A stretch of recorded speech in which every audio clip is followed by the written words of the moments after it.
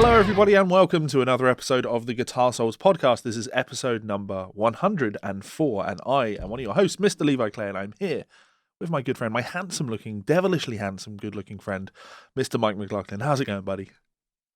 Stop it, you'll make me blush. I'm good, man. Thank you. How are you? Hang on. What do you mean I'll make you blush? You and your brother are the rosiest-cheeked people of all time. You are blushing 24 hours a day, so there is no making you blush. The challenge is stopping you from blushing. No, I don't think so. I think the challenge is getting me to actually blush, because I don't think you've seen me in full bloom. I'm no kidding, man. Like, the background colour here, for everyone that's listening can't obviously see. Imagine a bright pink, almost verging on bursting blood vessels red. That's what my face goes like really full neck, full face, swollen with it, right? But see, because as you can see already, there's quite a bit of definition where obviously the blood cells are and where they aren't. Yeah. I end up with these big super red patches, and then everything else is still white. They stand out like fuck. It looks like war paint. Nice. Creepy, but nice. I'm okay, brother. How are you? Yeah, not bad. Same routine, devilishly tired. How many times can I say devilishly today? Let's find out. Get a coffee in you? I could totally go for an iced coffee. I should probably do that at some point. I love an iced coffee. Don't like coffee, but love an iced coffee. I made a nice coffee yesterday in the house. For my birthday in January, I got an AeroPress. Yeah. You seen one of those before, aye? Sure. So I had that, and I had bought some really, really, really high caffeine coffee from Aroma. Yeah. So I made myself a double shot with that into a pint glass with loads of ice, full fat milk, and some mint sugar syrup, and gave it a good start, and it was fucking delicious. Fucking delicious. I was in the house alone last night because Melissa's back at her house packing some stuff up, and for the first time in my life, in my entire life, I considered having an alcoholic beverage on my own. I didn't do it because I thought that was a slippery slope, It's only a slippery slope if you feel as if you won't be conscious of it or like control yourself. Sure. But I'm just so into this kind of making of cocktails thing now, and I'm getting more and more cocktail makey things. So it's not like I'm gonna have a can of what is it? Super Kestrel. I'm thinking Tenant Super. Is it Tenant Super they do, or Carlsberg Export? Not Carlsberg. I think Export's Carlsberg? just I don't think it's any stronger. I think it's just a different beer. Right. But the Super's Kestrel is like a super strong cider that's like 10%, and you get it in a can, a black can with a red K on it. Sure. So clearly nothing to worry about, people, because I don't know any of these strong beverages. He's just pouring himself like 70 mils of whatever fucking spirit he can get a hold of, and a wee bit of sugar on it. Yeah, so toying around with that. We did get I sent out our delivery address to somebody that wants to send us a old-fashioned kit, which will be nice to see how that pans out. And by then I'll be making all manner of nice, delicious cocktails. Still working on a whiskey sponsorship, so I don't bankrupt us. That'll be nice though if that comes together. So yeah, everybody, grab your drinks. We don't have drinks to hand. Do you have a drink in hand, Mike? Yeah, not an alcoholic one, of course, because it's 11 o'clock in the morning. I've got Monster. Yeah, of course, the common things that you put next to each other. No, aside from that, lots of piano practice, of course. I'm finding that my guitar playing is taking a hit because of how much I'm practicing the piano, but I don't mind because I feel more inspired by music now, which is nice. And hopefully I've got a copy of the Super Mario 64 piano book showing up. Because there's a great soundtrack on that. And for any of you out there that are tired of me talking about piano, but secretly would like to learn a bit of piano, keep your eyes open, because in the coming weeks, I'm going to be launching a partnership with Pianote, and you will be able to sign up for a 30-day free trial of Pianote via me for free. That'd be good. I'm going to start calling you the plug. Yeah, that should be. I mean, got to make that world go round. Got to make that money. Speaking of money, making money, we want to make another plug of our Buy Me a Coffee page, because we sat down and we had a conversation, and we know exactly, it's all good to have money sitting in the pot that the podcast is making. Of course, we have to make money for our hosting fees. And well, that's really it. We bought software and things so we can make better thumbnails and the likes. But really, we have a goal in mind now, and the buy me a coffee or donations that we receive anywhere is now our NAM fund, because Ormsby really want us to go out to NAM. So we will be putting money aside with the hopes, maybe, of going to NAM. I mean, I don't know. We just need to cover flights, right? So what's that? Pretty much. And the thing is, it's not as if we need to be like, or the situation is, we want to go to NAM, you need to pay for it. Sure. Like, obviously, anything we can get towards it would be great. I had a phone call with Perry just the other day, and he was saying, obviously, it's been back and forth with us on the messenger, saying that he did want us to go out, but it's not really been anything too, not forceful, but not like really solid. Whereas the last phone call I had with him, he's like, right, listen, I want you guys to come out to NAM. I think you should sort a NAM fund. I think you should do this or do that, or try and get it sorted out, because if you can come out, that'd be great. We'll have you with us for accommodation, with the endorsees, blah, blah, blah. Yeah. So that'd be nice. I think Perry's looking forward to the idea of maybe getting some content with him. Sure. Which would be fucking great. Yeah. Saying that he's also not too sure if he'll make it or not, just with the Australian flight laws and stuff. Sure. So either way, I think it'd be a lot of fun. And I dare say there'll be some of the people who are listening today or watching today that will be there as well, or potentially be there. Yeah. So that'd be cool to catch up with people. Yeah. Actually absolutely. get a beer. Be nice. Yeah. Of course, I am skeptical of NAM ever actually happening again.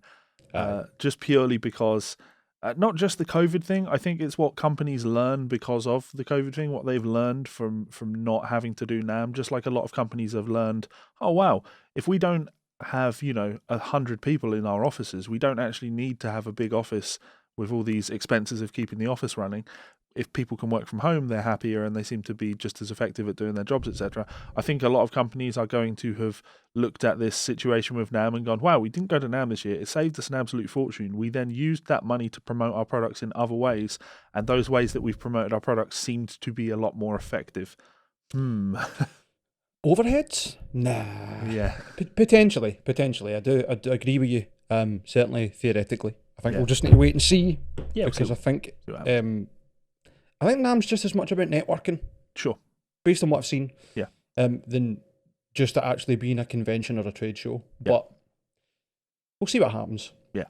Well, fingers crossed we can get out there and film a bunch of content, film a bunch of interviews with people, and get some cool podcasty stuff happening. That looks like a lot of fun. Speaking of the business side of things, and you already mentioned him, Perry and the guys over at Ormsby. Did you know? This show is brought to you by Ormsby Guitars. If you want to see something beautiful, head on over to Ormsby's Instagram page right now and see what they are all about. Ormsby Guitars have been at the cutting edge of guitar design innovation since Perry started the company way back in 2003. Since then, the brand has gone on to be one of the #1 brands associated with Australia and modern guitar design.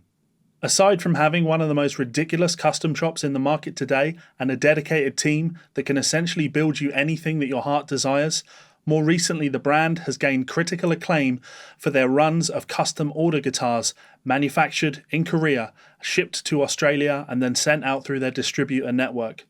These guitars include incredible designs such as the Hype and the Goliath.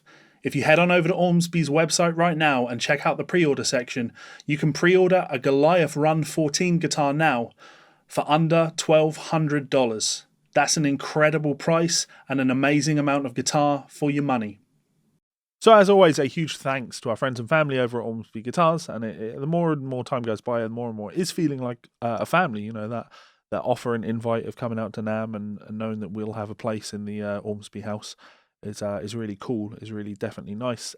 We love those guys, and we would appreciate it if you would go and check those guys out, because they are absolutely awesome. Pick yourself up a hell of a deal, pick yourself up a great guitar, you'll be very happy, and we will be very happy, especially if you tell them that we sent you. We want them to know that working with us is beneficial to them. So yeah, go buy a guitar, let them know we sent you. Even if you can't, there's so much gear porn on that page. Yeah. So much gear porn. Get yourself over there. Yeah, I kind of every week when I'm editing the podcast and I have to listen to me doing that ad read over and over and over again, a few things in that bug me. I say the word brand like twice in a sentence and it annoys me. But just that idea of like spending more and more time on Instagram. Every time I hear myself say that, I'm like, well, you're not lying. Instagram is a lot of fun. I do have a lot of fun scrolling through Instagram. I only follow like 80 people now, but I still, I do enjoy a bit of the old Instagram. So I think once it's the same out. as Facebook. As soon as you start on it, you're away for easily an hour if you don't pay attention to your time management. Certainly, that's my experience. Yeah. Also, we want to extend a huge thank you to our friends over at Dead World Audio. Oh, it's beautiful. Is it gonna focus? Oh, it will focus. Look at that. It is. Oh, look at that. It feels like it's matching my shirt. I mean, it's not quite almost, the same, but go on, Mike. Similar tell us the vibes, story. though. I was just going to say that. So I was in the studio with Party Cannon for the first time in quite some time.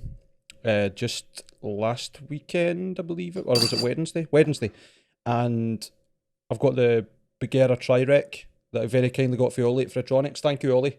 And I decided to wire the Duality 4 cable method and have a wee try at it. Mammy daddy.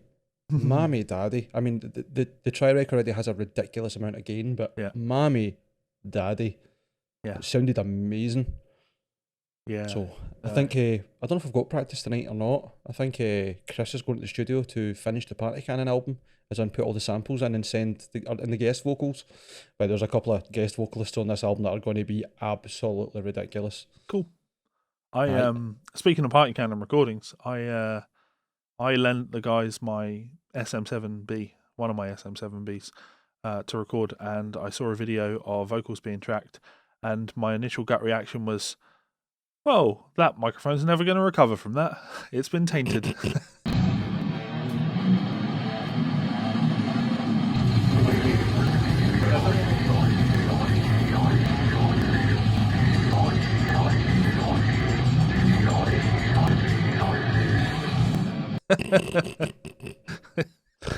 There's some silly vocals in it. Yeah, it's been tainted with the pig squeals. The poor thing. Like I bought it back last night and put it down on the table, and I swear for a second I looked at it and it was trembling. No more party scram, senor. No me gusta. Yeah, exactly. Cool. So yeah, thank you one more time to Perry over at Ormsby and Daniel over at Dead World Audio.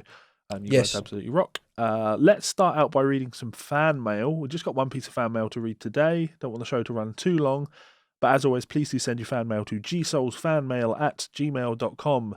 If you want to reach out to us via there and get our address so you can send us presents, that's always very much appreciated. We'll be reviewing, hopefully, this show next time. We'll be reviewing an old-fashioned that can get sent to you in the post. That sounds both fascinating and terrifying. Dangerous. Yeah. That'll be fun. Sure. So we've only got one piece of fan mail today. That Sakari Kempas has wrote into us. Thanks very much for writing in, Sakari. Greetings from Finland. Nice. Thanks for being us in here. Sorry, thanks for being yous. Is that right? I imagine it's thanks for being here for us. Oh, sorry. Thanks for being here for us in these uncertain times. Sorry, I totally stumbled in that first sentence. This time surely isn't easy on the mental health part, which is what I think is not understood by many governments, including mine in Finland. Yes, absolutely. I don't think there are enough governments looking at individual levels of people and what effect this is all having on them. But I can understand why, because they're probably all panicking about the fact that the economies are not crumbling, but certainly not doing as good as they could. Are they panicking about economies crumbling? Is that what they're panicking about? Well, I mean, here in Scotland, it seems that they're panicking because they don't want another 4 people to die this week. Aye. Maybe it's just the Tories that are so frightened of the economy, because obviously that means that they won't have slave labour and hoarding wealth offshore. Or not as much anyway. They won't be able to buy that 4th gold toilet. I just need to get the Tory right out. I was just going to say, I need to get it out nice and early. Continue. I will. Cannot say how thankful I am for you two, especially Mike, for bringing this up in these episodes, as it's made me more aware of my own situation and try to prevent it from getting worse. I've had my own personal history with deep depression years ago, so I definitely want to do my best to stay away from the bottom of the sea. As you know, it never goes fully away. At least that's how it is with me. So great to hear that you two have, for the most part, stayed healthy and safe. Let's hope that this trend continues. So here's the main reason why I wanted to send in a fan mail. You mentioned that you would be doing this podcast for a long time, so I just started thinking and came up with this little story. It's not really in well-established contact with reality in all parts, but bear with me. Imagine these two handsome buggers. Stop it. Imagine these two handsome buggers having some grey in their hairs and Already beards there. in 20 years. Aye. Kieran's turning into a total silver fox. Yeah. Nice. Oh, genuine. Like, really. It looks like somebody's like dyed streaks in him. But it looks good. Anyway, sorry. Imagine these two handsome buggers having some grey hair, some grey in their hairs and beards in 20 years. The Guitar Souls podcast being thousands episodes deep, videos in full virtual reality, drinking some fine sponsored whiskey, and talking about the one and biggest guitar brands in the world. That would then be Ormsby, as Fender and Gibson have gone down due to poor financial decisions and failed lawsuits. PRS have taken number one spot and is still shining thanks to the new John Mayer model 59er burst. ESP has bought out all the other companies producing guitars in the Far East, with Ibanez still remaining a solid third. However, the small luthier business is still healthy and booming all over the world. Lance Benedict has finally been convicted and put in jail, but somehow TTM still remains. Thanks for reading, and here's to another 103 episodes. Best regards, Saki. Thanks very much. That's a cool letter. I also really, really want to come to Finland. I've never been. Yeah. I'd like to go to quite a lot of the Scandinavian Nordic countries. I've never been over that way. I really do want to do that. Although I am perpetually skint, so maybe I'll need to wait till I've got some more money. Yeah. Well, he did say here's to another 103 episodes. Maybe in 103 episodes' time, we'll be a global phenomenon, and we'll be doing world tours of our podcast. We'll buy me a coffee for our Finland fund. I'm not holding out hope, but we'll go anywhere people will have it. It's one of those weird things. I can't really speak for Mike, but I know that because he travels around the world with Party Can, and I know that sometimes you're certainly roughing it in terms of like your sleeping situation. So you're not adverse to the idea of like going out and doing things and it not being luxurious. I've played at festivals that I camped at. That's fine, no problem. I'd take this podcast absolutely anywhere. I'd show up to a venue with 5 people watching us and talk bollocks. So, yeah. You and I, a camera and a field recorder, no bother. Yeah. Easy. We even spoke about doing it in the car, if you remember. Yeah. Getting the GoPro on. The problem would be that one episode that would maybe have an hour's content would be about 6.5 hours of me shouting at other drivers. The dream. On the note of mental health awareness, though, Mike posted this up in our Guitar Souls admin group, and it absolutely buckled me. No wonder. Just before you move on, Just before you move on, sorry, I just want to say to Sakari, thanks for bringing that up. And if you ever want to talk to us about anything, the offer's open. Just fire us a message. Private message me, private message Levi. If we'll always make 5 minutes for you, at the very least. And if anybody else out there is struggling, that same offer stands. We're going through some pretty shitty times. It seems like it's getting a bit better, but it's still hard at the moment. And if you need somebody to vent to, or you want a second opinion, somebody that's just outside of your immediate group, just for a different perspective, lay it on us. We're here. Yep. We could all do with that. I think it's reassuring at the very least to know that there's always somebody that will at least listen. Yep. But yeah, sorry Levi, now that we're done being serious about mental health, let's laugh at this fucking idiot. Well, so the way I want to cover this is we'll talk about what this is, then we'll mention who's involved, and then we'll talk about the history of that person, because I'm sure there'll be a lot of people listening to the podcast that will just hear this and go, so what? What does this mean? Mm-hmm. So a mental health classes, powered by Heart Support. This is a Your Life gym. I believe Heart Support is Heart Radio, which is a digital radio station in the US. Yeah. Quite a big one, I think. We are big supporters of the idea of mental health classes and supporting mental health awareness. So we think this is a good thing. The topic of these particular mental health classes are redemption, healing, and hope. Lovely concepts. The classes are being taken by, or are some way in conjunction with, Tim Lambesis. Tim Lambesis, ladies and gentlemen. Tim Lambesis giving mental health awareness classes. I'll just let that settle in for a second before we remind you who Tim Lambesis actually is. Just roll it back a wee bit. We're not even talking about mental health and whatever else, right? Redemption, healing, and hope. Now, redemption is my main problem with this. I didn't mean to cut in front of you there or start talking over you, but Tim Lambesis claiming to be a voice, a prominent voice, or any sort of authority on the word redemption kind of sticks in my throat, and I think there's good reason for that. Levi, Tim Lambesis was convicted of trying to hire a hitman to kill his wife. Let that just sink in. Tim Lambesis of the band As I Lay Dying was convicted of trying to hire a hitman to kill his wife. Redemption. Redemption. The hitman offered me a second go for free. Healing. Well, she didn't die, but she won't heal next time. And hope. Hopefully it goes to plan next time. Yeah. I mean, you know what? Like, there have been a couple of stories floating around around not just this, but like Marilyn Manson and things like that. And you know how much I love taking up a devil's advocate position and trying to be as reasonable as possible. Because I could sit here and take Wednesday 13 side and agree and go, okay, well, you are innocent until proven guilty and all that, because these are things that I believe in. And I don't believe that everybody deserves a second chance, but I do absolutely believe that there is a time in Tim Lambesis' life where he should be able to move on from the bad things that he's done. Like, you can't be tarred with a bad thing you've done for all time, depending on what that bad thing is. Like, I don't think that there's a redemption arc for what's his face from Lost Prophets. Ian Watkins. There you go. You put the name right in my mind, and now I can see his scrawny little fucking pedo face. I don't think there's a redemption arc for him. No, there's certainly levels of, I done something that was really bad, and I am a genuine predator. Yeah. Like, is Tim Lambesis a harm to society? Potentially, but way less than Ian Watkins if you were to balance them out. Yeah. Ian Watkins did bad things, whereas Tim Lambesis attempted to do a bad thing.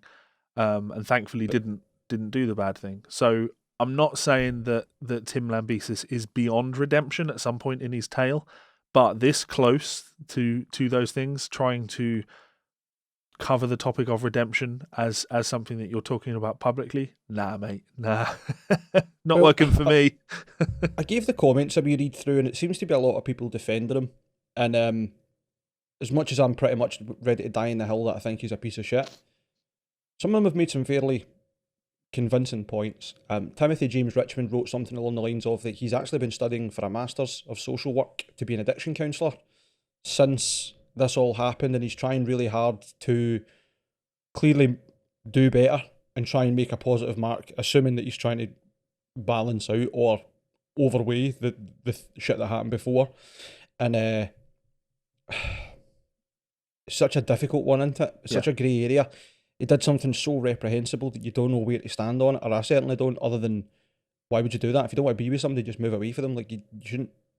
Like, what the fuck? We just don't know the ins and outs of why what happened.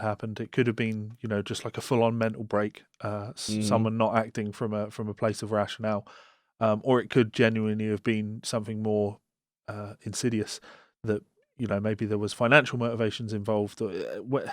Without knowing those things, it's hard to really put someone in the bin for all time, but it's definitely, at this stage, there's definitely a sour taste. 10 years from now, if he was covering mental health classes on redemption, I'd be like, okay, all right, maybe he's gone away and he's done something. But it's been, when was that? When did that happen? It can't have been, 2 years ago? A wee bit more than that. It felt like it was recent. 2013? 2013. May 7th, 2013. Well, Lambesis was arrested in Oceanside, California for attempting to hire a hitman to murder his estranged wife, Megan Murphy. And according to San Diego Sheriff's Department, was charged with soliciting an undercover detective to kill his wife. Yeah, so, I mean, sticking to my word on this one, apparently he needs another 2 years before I can be like, okay, maybe you can talk about redemption. It's certainly a risky way to advertise your mental health classes, because he's totally going to be a bit of a polarizing character. I hope it works out well, not necessarily for him, but I hope that it encourages people to look into mental health awareness and to maybe get some of the help that they so dearly need. Who knows? Maybe if Tim had got some of that help, he wouldn't have been convicted of doing terrible things. So. Yeah, I think you're right when you're talking about, like, I think timing's probably an appropriate thing to think about. I dare say we'll have a redemption arc, but it's fucking attempted murder. Sure. You know what I mean? Like, trying to engineer your estranged wife to be murdered, and you have children with that woman, that you would rather have your children without a mother. Yeah, and whatever problems you've got. Well, I don't want to stay on it for too long. Like, I think, Of course not. Personally, I can't speak from experience on it, but I imagine the idea of having someone killed versus then the reality of it happening. I think the idea of having something happen like that might seem like something that you don't really understand the full gravity of it until it's happened, type thing. And maybe he just got a bit carried away with himself. But he did also go up to someone in a gym and ask if they knew anyone that would murder his ex-wife. Then met up with what he thought was a hitman, gave them $1,000 in expenses, and agreed to pay $20,000 to them once the hit was done. Sure. Gave them the code to get in the gate, a time to kill her, where she'll be, the address, pictures of her, and also made sure it was going to be on a date and a time where he had his children, so he had an alibi. Yeah. I'm not saying I'm not saying he wouldn't have gone through with it. I'm saying really understanding the full extent of that action until it's actually happened. Yeah, it was clearly a very selfish motivation. Yeah. Because I don't imagine there's many parents out there that would think about it and think, will my children's life be better without their mother? Yeah, good point. Good point. Anyway, let's move on to Mark Bowles throwing shit at Malmsteen. Just because I'm happy to throw shit at Malmsteen. Only because he makes some relatively valid points in this. Mark Bowles, of course, was the vocalist on. He did I believe 3 albums with Malmsteen, and was the singer on Trilogy, which I think is Malmsteen's best album. What songs are on there? I mean, Trilogy. I think Liar's on there. Let me have a look.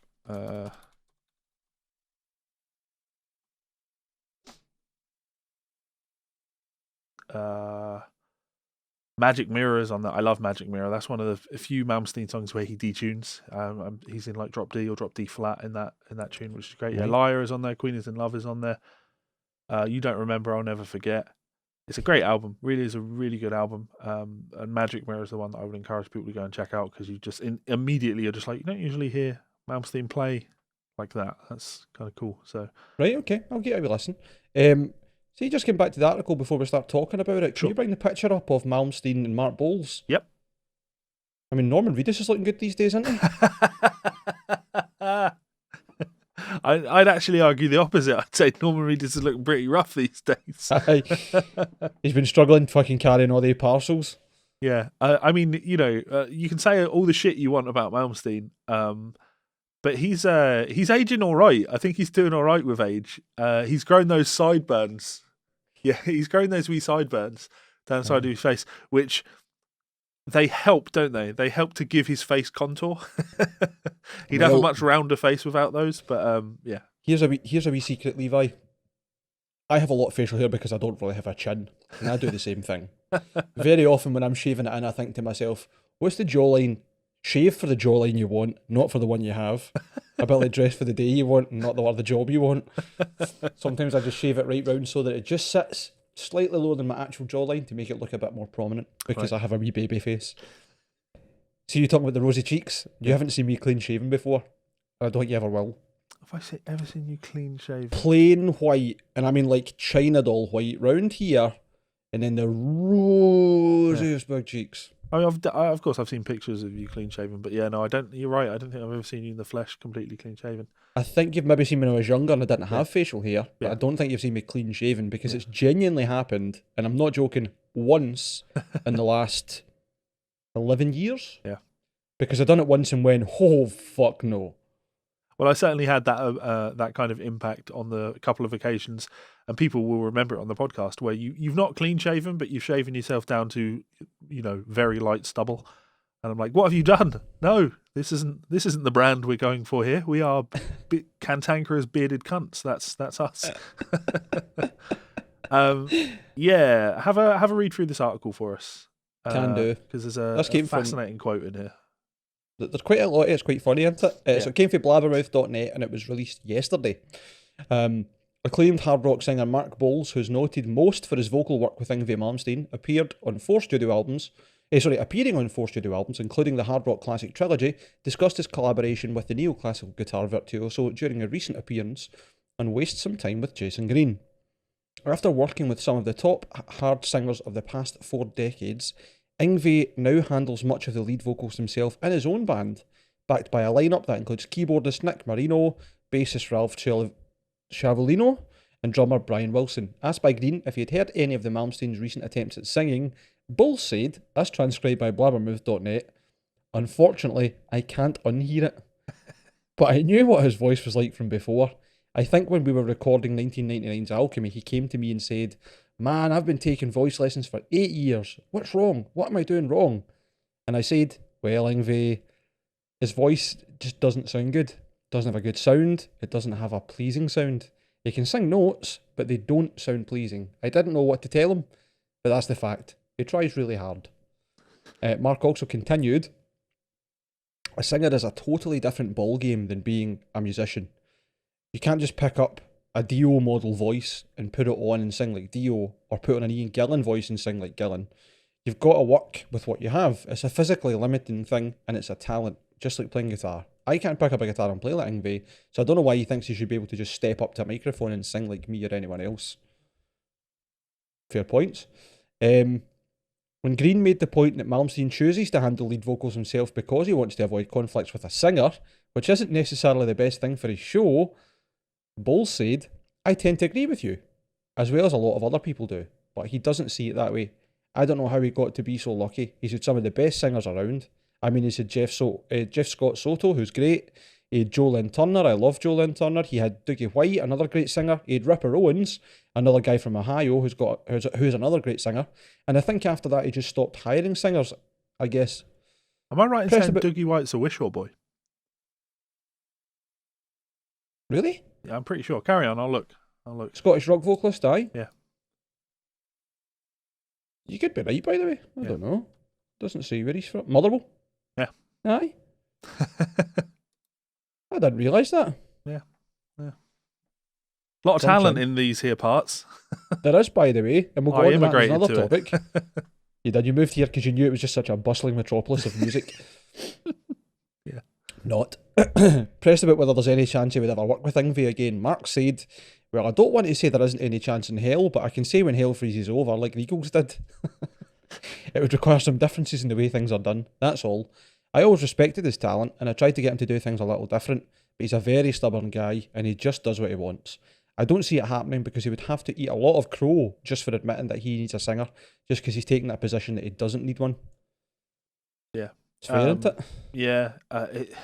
It's such a tragic one. I think I do question whether it's money or ego with Malmsteen. You know, do I want to hire a singer because I have to pay a singer? Or do I want to not hire a singer because then I'll have to share a stage with someone else who will be in the spotlight for a lot of it? It could be a mixture of the two, of course. Aye. But when you look at the musicians that he's playing with, the drummer, the bassist, the keyboardist, he's not going out of his way to find the best of the best, you know? And I did see a video, like question and answer with Malmsteen just recently. Someone posted it on Facebook, where fans could write in their questions. And a fan wrote in a question essentially saying, "Can you go back to the days where you used to hire decent musicians to play with?" Or words to that effect. And rather than him addressing the question, he took the issue of nobody in my business makes my decisions apart from me. He was defending his management, saying that management don't decide who I play with. I decide who I play with, etc. And I feel that he does a lot of stuff like that because his manager is his wife, April. So there's this weird kind of like feels the need to constantly defend April, because a lot of the fans are very aware of, you know, the impact that she's had on his business, and they don't like the way that she encourages him to run things. So there's that, you know, I make all of my decisions type thing, rather than actually addressing the question of why do you go out with what I can only describe as the Yngwie Malmsteen work experience band?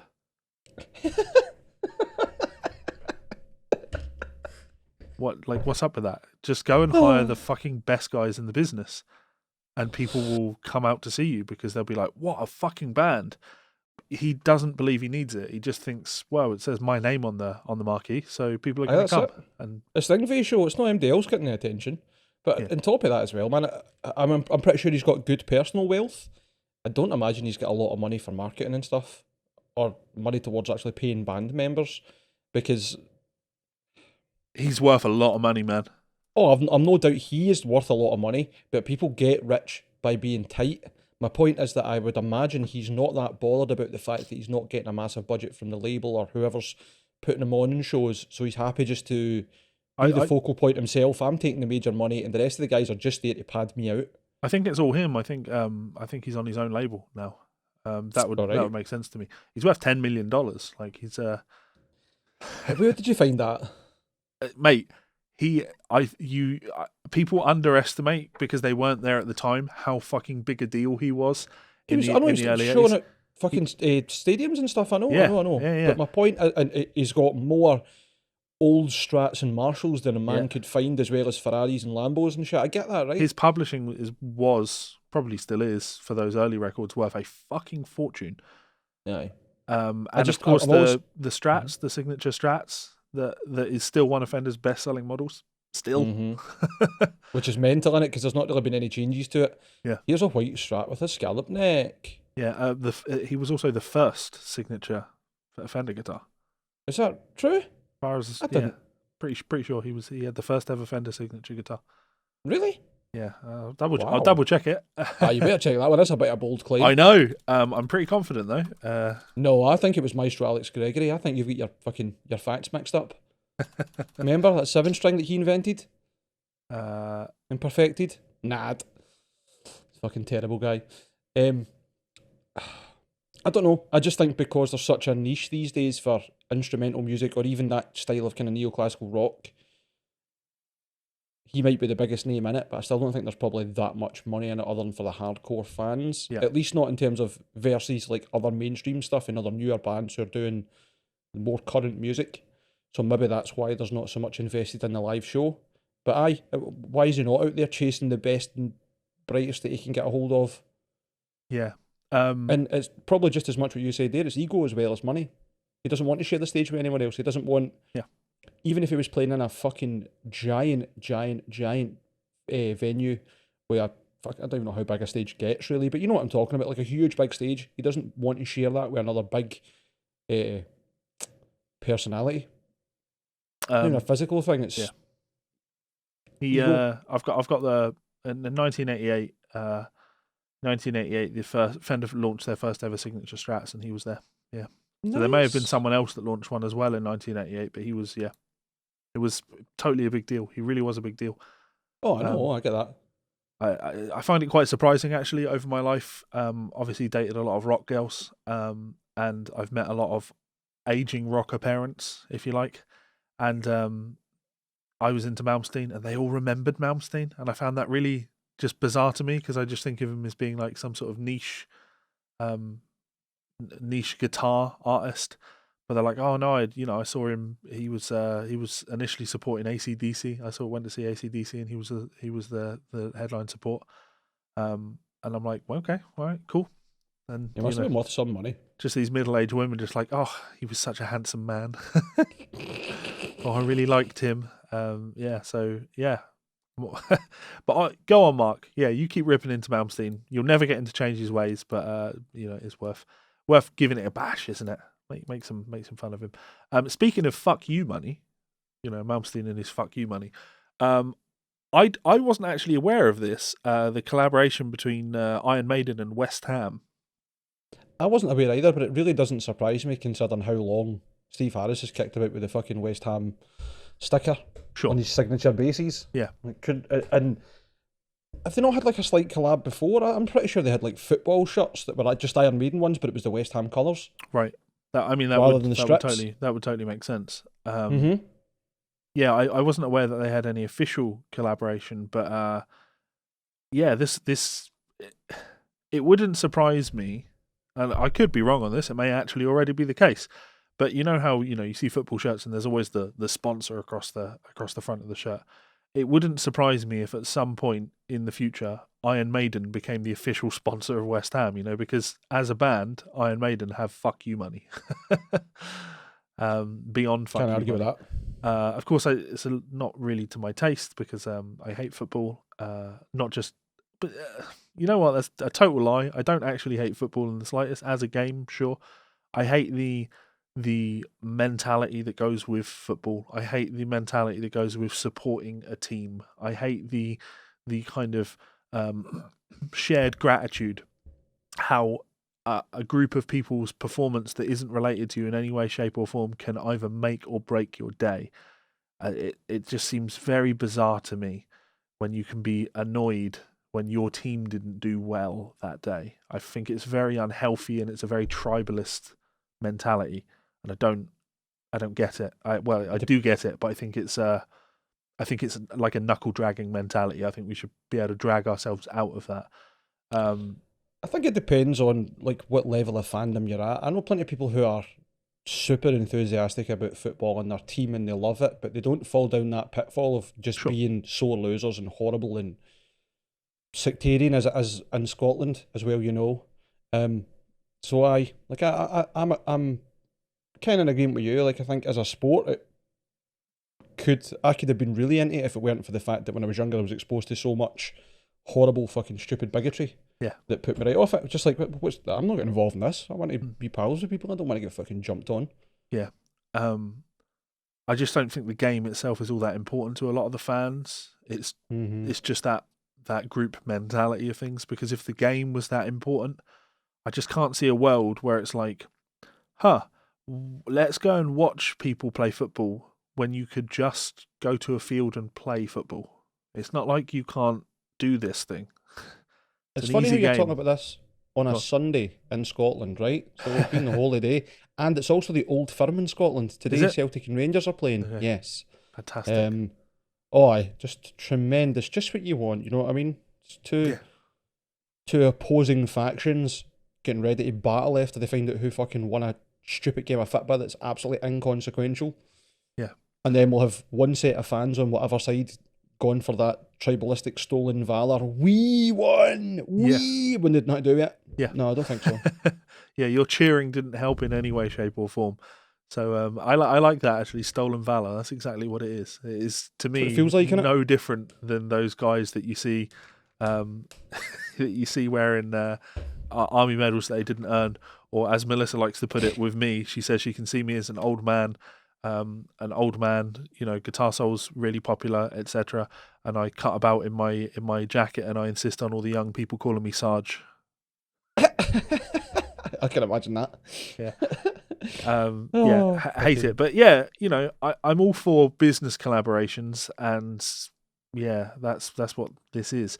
I'm just thankful that you don't really see the same thing, because music isn't a competition, but you don't really see the same kind of head-to-head fighting between fans of different bands. Maybe, I mean, actually, I can think of examples of that. Slipknot and Mushroom Head. Their fans hate each other. Really? Yeah. Why? Like, both bands are just guys with masks on that write music. Like, exactly. Come on. Exactly. Mushroom Head fans think that they invented that. Have you heard of Gwar? Yeah. Well, Mushroom Head have got to be older than Gwar. They got to be. I mean, Mushroom Head are older than Slipknot. Slipknot are what, 98, maybe, something like that. Pretty sure Gwar were very early 90s, and I'm not kidding. Yeah. Formed in 1984. Jeez. 1984. Were they always wearing the masks? The full suits, I believe so. Oh. Formation and debut. Gwar's the end result of two separate projects merged into one. Dave Brockie was the vocalist and bassist for a punk band named Death Piggy that staged many plays and used crude props to punctuate its music. Right. Bands would occasionally practice in a room at the Richmond Dairy, a deserted bottling plant that had been taken over by hippies. The hippies rented out the interior areas to various artists and musicians. Blah, blah, blah, blah, blah. There was a band there called Sexecutioner. I love it. There was a production space called The Slave Pit, opened so that they could record Scumdogs of the Universe, which was a movie, and actually turned into, I think, the first album. Yeah. I am looking at some old photos of them from around that era, and yeah, they did. While their outfits were extremely crude, they did have outfits.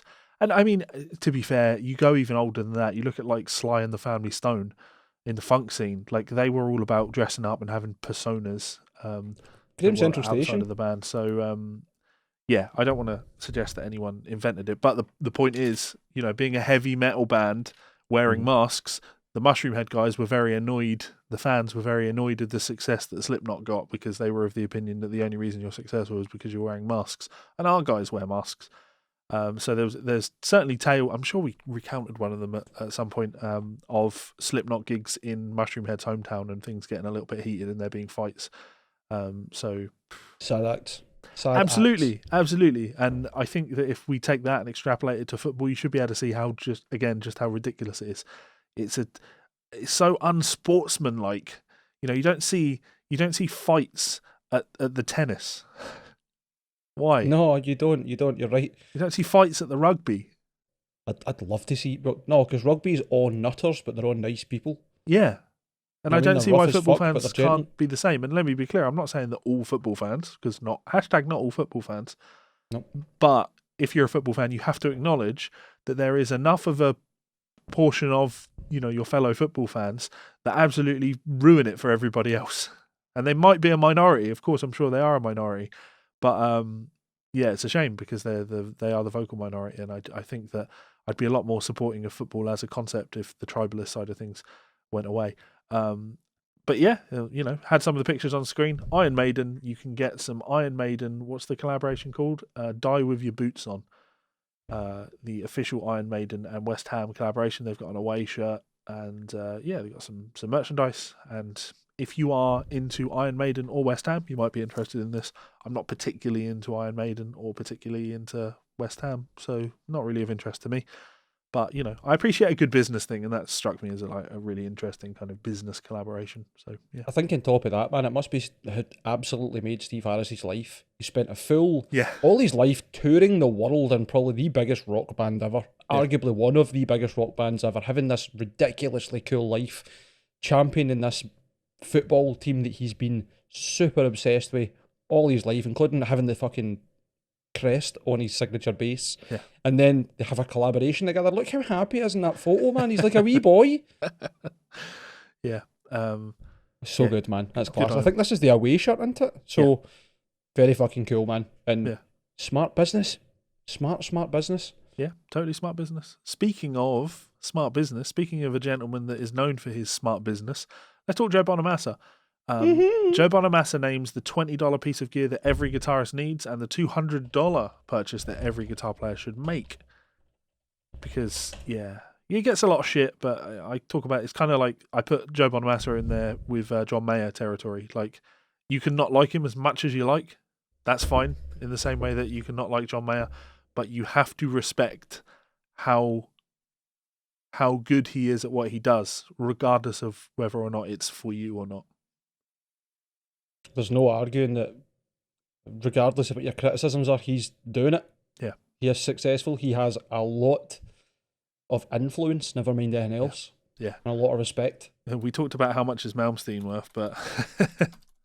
I wouldn't even want to think. How much is Joe Bonamassa worth? 10 dumbbells. 20 million. 20 million. Now, of course, you can never trust CelebrityNetWorth.com. No, I don't trust that at all. Because they think Marcus is worth $1 million. Could we kidnap him and get $1 million out of it? Because I'm sure he would probably play along. Yeah, I think he probably would. Yeah, as long as you're going to share it with him. Hustler's got a hustle. So, yeah. Let me quickly read this then. Sure. So, Joe Bonamassa names the $20 piece of gear every guitarist needs and the $200 purchase every guitar player should make. I mean, this kind of clickbaity, but at the same time, it's not a bad guy to be telling you what you need to be doing that's serious. So he also talks about how to achieve the John Mayer meets Clapton sound. It's just a tube screamer, really, isn't it? During the appearance on Corey Wong's Wong Note podcast, Joe Bonamassa talked about gear, discussing some of the cheaper pieces of equipment every guitarist needs. Joe's promoting a new album titled Royalty, which you can find on Amazon. When asked, is there a piece of gear, $20-ish or less, that every guitar player needs? Joe replied, a working cable.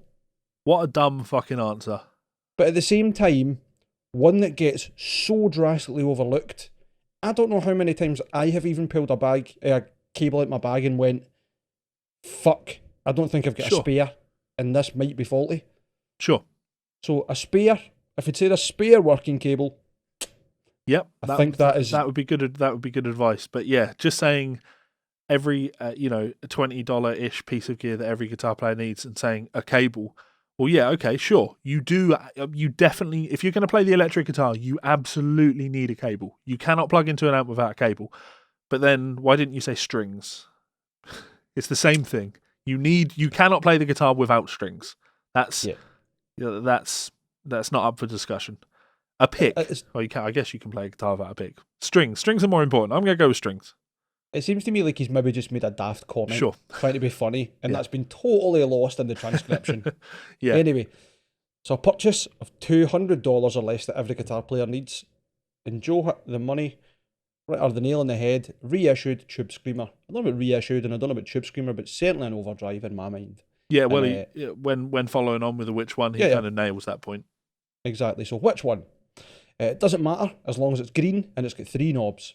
I use a way huge overrated special, which basically is a green rhino that we came up with this funky name for.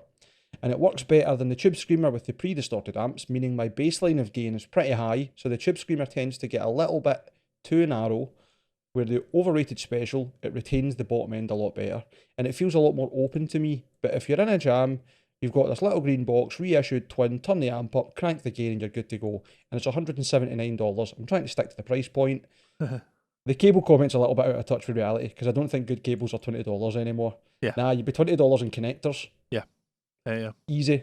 But he makes a good point, and I'm going to lift this up again. The idea is the Tube Screamer. I got my first Tube Screamer when I'd been playing the guitar for, I don't know, maybe a year. And I, chucked it on a clean channel of an amp, turned the gain up, and was surprised that it sounded like shit. Because that's not what a Tube Screamer does. That's just totally not what it's for. You have to learn how different pedals work. For years and years, which was the boss pedal that everybody ridicules? Metal Zone? The Metal Zone. Yeah, the Metal Zone.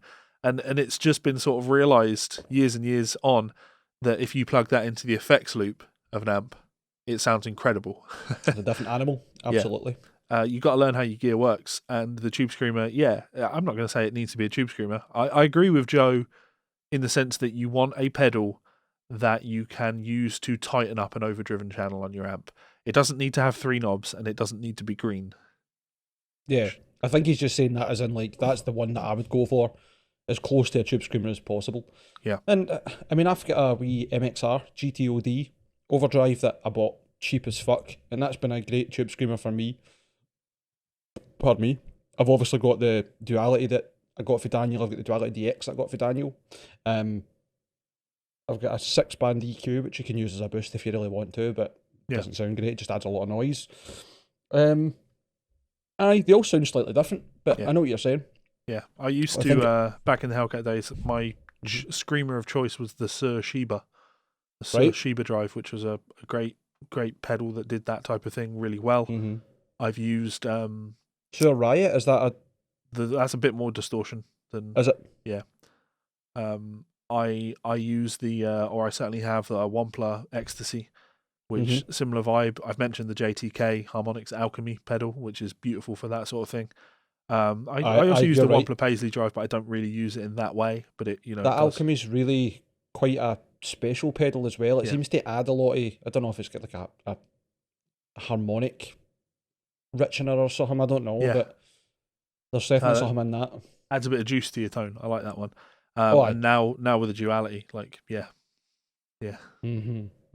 options. The point is, you can get any pedal is going to do that. Spend $200 on a boost pedal that is designed to do the Tube Screamer type thing, and it's a good purchase. It is a good purchase. No avoiding that. But 100%. Yeah. Can I think of a better purchase? Better $200 purchase? I was going to say, given the choice, I think you'd be better off spending $200 on a pickup for your guitar, because my main Telecaster is my Mexican Fender Road Worn, and putting the Barden pickups in that just turned it into a different beast. But you need to plug it into a good amp, and you don't need the pedal. It depends on what sound you're going for. But I think that the tonal impact of that pedal would probably be a little bit more significant than the tonal impact that you're going to get from an upgraded pickup. So I don't know if I disagree with Joe. I think, $200, a good a good boost pedal if that's the sound you're going for. Yep. I think since we're talking about signal chains, speakers are a very, very often overlooked part of that sound. Very much so. And it took me quite a few years to realise just how significant your signal chain and the end of your signal chain, the speaker, is, and how you're hitting that speaker, and how impedance can actually change how you perceive the volume depending on what kind of current it's getting, different cabinets, where it sits in the room, all these things. Yeah. And it can be pretty frightening. Yeah, I'd also add one additional thing to that, not just the speaker that you have in your cabinet, but the construction of your cabinet, how well it's constructed. Yep. You know, Mesa cabinets are considerably more expensive than like a Harley Benton cabinet, but the construction is a lot more robust, and that's The what you go materials for. are a lot better too. Yeah, that's the right. difference between like an open back and a closed back cabinet, these things will make a difference to your sound. Yep. So, open, closed, half closed, ported, mid baffled, back mount, front mount. Yeah. What type of fucking grill you've got in the front? There's a lot. Yeah, but you're not going to get that for your $200. So No, you're not. But unless you're really thrifty, I mean, you would be taking me up for a run for my money. So if anybody said a really good purchase at $200 or so, or £200 or so, get it in the comments. I want to know. Yeah. Let me just continue with this quote. So, what do you suggest for me as an overdrive if I want the John Mayer meets Clapton sound? Is that still overdrive? And then Joe Bonamassa replies, you mean that kind of thick, really round sound? The thing that Eric Gales does is he had that mid boost in his guitar. And if you ever messed with one and you turn the mid boost up to like 5 or 6, you go, okay, this is how he does it. And he basically plugs straight in. I'm not very well versed in the thousands and thousands of boutique pedals. Lies. Joe. You fucking liar. But I would say if you were to require something like that, you would probably achieve a pretty close with either some sort of BK Butler tube driver, or probably a combination of like a Dynacomp and a big muff, something that keeps everything together, but yet the big muff fuzz isn't as sputty as Fuzzface, so you get that big mid-range, it's just that big thick thing in the middle. Aye. I've never actually played a BK Butler tube driver, but I know someone who had one, and they looks like a significantly nice big pedal. I think they run quite high voltage as well. They've actually got a 12AX7 in them. Not really the sound that I'm looking for. Nah. Now you've got to pick one of the amps in your collection that's the amp you're going to be playing for the rest of your life, and one guitar. That's quite the question for Joe Bonamassa, isn't it? Yeah. Christ almighty. He says, I can do my entire catalogue on an 80-watt Tweed Twin of some kind, and a Fender Telecaster with a humbucker in the front, and a flat pole single coil in the back. I can do the whole catalogue with that. That pleases It'd be difficult, but it would be possible. Yeah. I think that just adds to his... It verifies him even further as just a legitimate good guitarist, because if he's saying that if I really just needed to go on with it, a Tweed Twin and a Telecaster, and I would be able to do it. But the reason that makes me so happy is because, well, you know, I'm a Telecaster guy, and I'm going down. I'm trying not to be tribalist about it, because really I don't care what guitars you play. Like, the Telecaster is the guitar for me. I like the ethos of what a Telecaster is. We don't think of Joe Bonamassa as being a Telecaster guy, right? He's a Les Paul guy. He plays a lot of Gibson guitars. But you know, push comes to shove, what's he picking up? He's picking up a Telecaster, because there's something magic about a Telecaster. Simple, to the point. Stick a humbucker in the neck if you need a little bit more versatility out of it.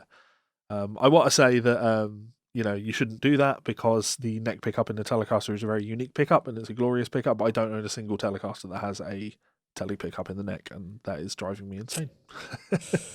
You should buy an Esquire and mount a neck pickup underneath the pickguard, hidden. They've got Seymour Duncan, Brad Paisley secret agent pickup, which is one of those. That idea? Yeah. That's cool, man. I like that. The secret agent's a cool name for it too. Yeah. And you could even be even more stealthy and have a push volume knob for your selector. Love it. Love it. So I'll finish this quote, sorry. So the question was, what percentage of your fans would actually notice the difference? And he says, well, that's the thing. It's going to sound like you either way, and that's the most important thing, and that's a testament to your skill set. If it sounds like you, that's a good thing.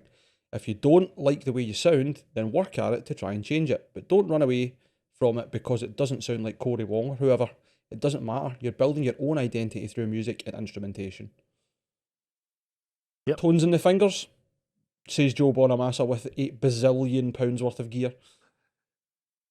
Yeah, no, that's but he's right.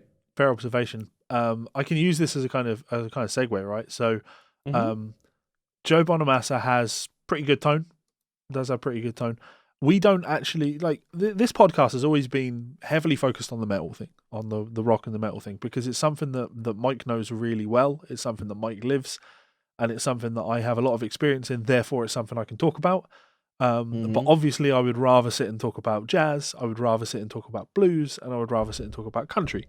So I'm getting to indulge myself a little bit here and talk about something a little bit more jazz, because Ibanez have just released, or certainly announced, the 20th anniversary John Scofield signature model.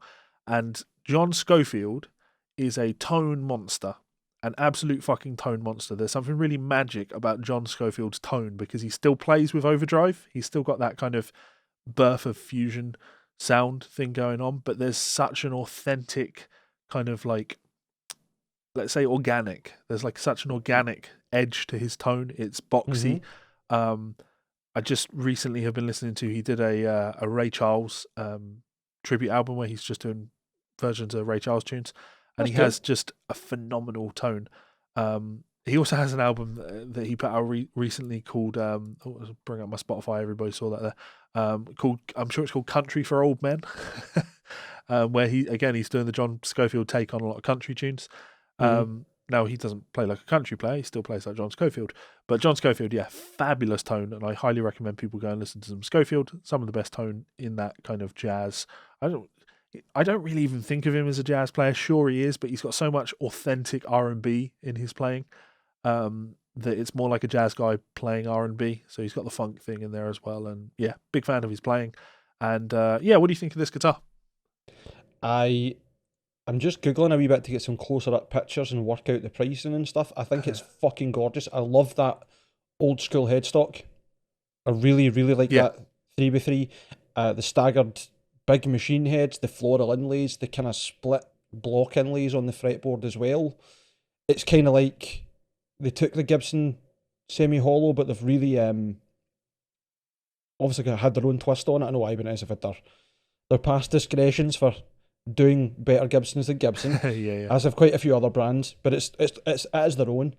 And I think Ibanez are quite fly for having a couple of people on their roster that you maybe wouldn't associate them with. And I think John Scofield and Pat Metheny. People forget that Ibanez makes some of the best jazz guitars. Exactly. George Benson. Exactly. Yeah. There's have you saw the 1 of 6 Ibanez hollow body, and it's like a bird's eye flame maple number that's for sale round about here? No. Like a really unique Ibanez model, big semi-hollow, beautiful. Apparently only 1 of 6 in the world of this finish or whatever. And every time I see it, I'm like, how can that guitar be so beautiful but not selling? Yeah. And I think it's just because it doesn't have one of those jazz names on it, despite it being this absolute nailer. Anyway, there's something really interesting about this John Scofield. Now, it's got a fairly short scale length. It's 24.75 scale, but it's got a half brass and half bone nut. I didn't notice that. That is John Scofield's preference. That's wild. That's fucking mental. Because really, it's not going to make a difference whether you go half and half. If the bone side is at the end where the strings go onto the fretboard, then it'll have the tone or the characteristics of being conducted through the bone. If it's got the brass on the other end, it'll have all the characteristics of the brass. I don't imagine having them both together will make any difference. Yeah, I wouldn't want to commit. I know what you mean. But you wouldn't have a half bone and half stainless steel fret, because you know what side's going to make the sound. Yeah. Definitely an interesting... it's such a maybe that adds to his tone. I don't know, I could be talking complete shit and it actually does have an effect for him. But what an interesting thing, I've never seen anybody go a half and half on a nut. Yeah. It really, really caught my eye that way. And I think that's a gorgeous guitar. Yeah. Now, have you Googled it anywhere else? I haven't, no. How much do you think it goes for without Googling it? Oh, Christ. I mean, it's a limited edition. It's probably going to be like $4,000. So it says at the bottom that its price is TBC, right? Yep. And you can go and visit, right? Oh, sorry, this isn't the one I was looking at. I thought I'd got the right one and I had the right price on it. I'm not. But there is the standard version, which isn't all that much different, except it doesn't have quite as much fancy florals and the gold hardware. Yeah. It's £959, which is not a lot of money No, that's for not that something bad. that's clearly. I mean, it's almost exactly the same. Genuinely, if you went and looked at it, the difference is it doesn't have the gold hardware and Right. it doesn't have the fancier machine heads. Okay. Everything else is pretty much bang on. Yeah. If you're a Scofield fan, definitely worth checking out. The thing I like about Scofield is he does have a unique tone. But coming back to what I said just recently, Telecasters, he plays a Telecaster a lot as well. Mm-hmm. There was definitely you think of Scofield as playing. He has a signature Ibanez. He's played the signature Ibanez for decades. And then there was a period just recently where he started playing a Telecaster, and I was like, "Wow, has Scofield left Ibanez? Scofield moved away from Ibanez." Now he was playing a Fender Telecaster, and I'm like, wild, absolutely fucking wild. And then suddenly I started seeing pictures of him playing live, and he was playing an Ibanez Telecaster. And I mean an Ibanez Telecaster. Like, it was literally a Telecaster that just said Ibanez on the headstock. Ibanez had clearly gone, whoa, hang on. If you want to play a telly, that's fine, but we have to make one for you.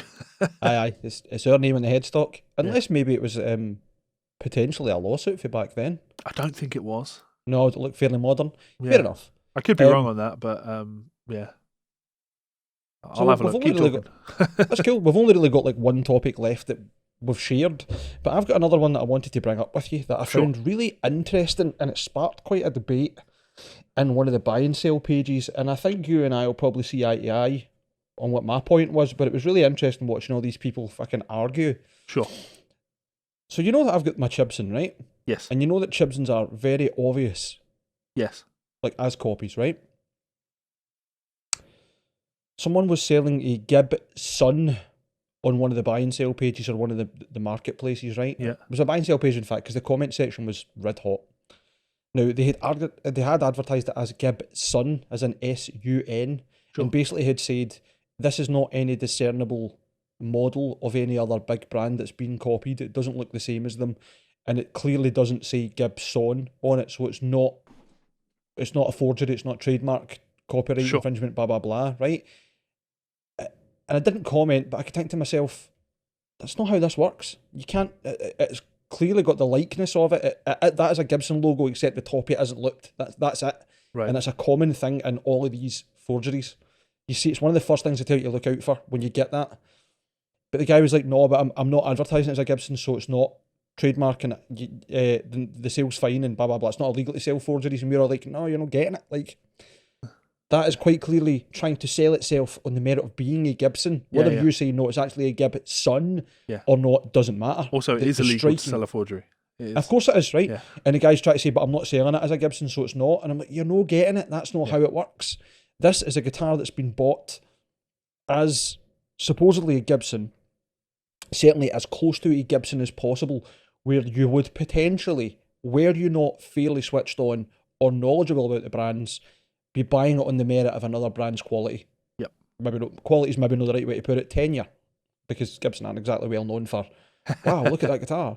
Yeah. And all the other things on top of it as well. And I did end up getting engaged with the guy, and I was like, listen, I'm not coming to give you a hard time, but you're going to find that A, the admins are going to delete this because they won't allow you to sell a copyright forgery, because it is.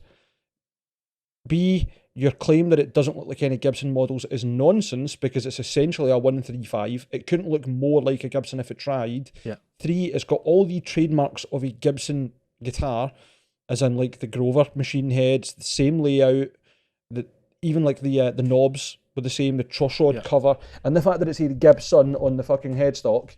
And I come back to that and say that it's well known by anybody that's ever seen a Chibson that this is a common thing in these forgeries. Plus, the back of the headstock says, made in USA, stamped into the neck with a serial number. I wonder what site, if you search that serial number in, you would get a hit. Yeah. Oh, that's right. Anything that tells you about Gibson guitars. Yeah. It's like, nothing you say here negates all of these facts, and therefore, you should be very careful on how you sell it. I'm not saying that someone won't want to buy it, but you can't claim, I've said it's Gibson, so it's one letter different, therefore I'm not saying it's Gibson, and therefore it's not. Sure. Like, it's just not how it works. It's just not how it works. I've been dealing with not quite the same thing, but a similar vein of things. It's people blindly defending Rick Beato because they love to blindly defend anybody that they're a fan of. And I'm gonna, I'll preface this with, I'm not a lawyer, but I have extensive experience in copyright. It's a field I've worked in. I've had to deal with copyright in a professional capacity for a decade. I know the ins and outs of how it works. So when it comes to copyright law, sure, I'm not a copyright lawyer, but I understand how copyright law works. So in this niche where you've plenty of lived experience, absolutely, you are very aware of what is and isn't kosher. Yeah, I understand how the business works. But most of the people that you deal with online that will sit and talk to you about how copyright works, they've learned everything that they know about how copyright works from YouTubers that want copyright to be different from how it is, and you just have to say this thing to these people where it's like, I'm sorry, how much do you actually know about copyright, or are you sitting here defending Rick Beato on copyright because of the things that Rick Beato's told you about copyright? Like that, this isn't how it works. And it's the same principle there, where how much does this person actually know about trademark infringement?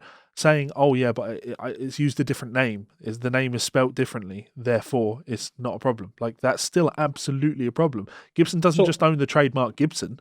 They own the trademark for the design of the headstock, the shape of the headstock on the guitar.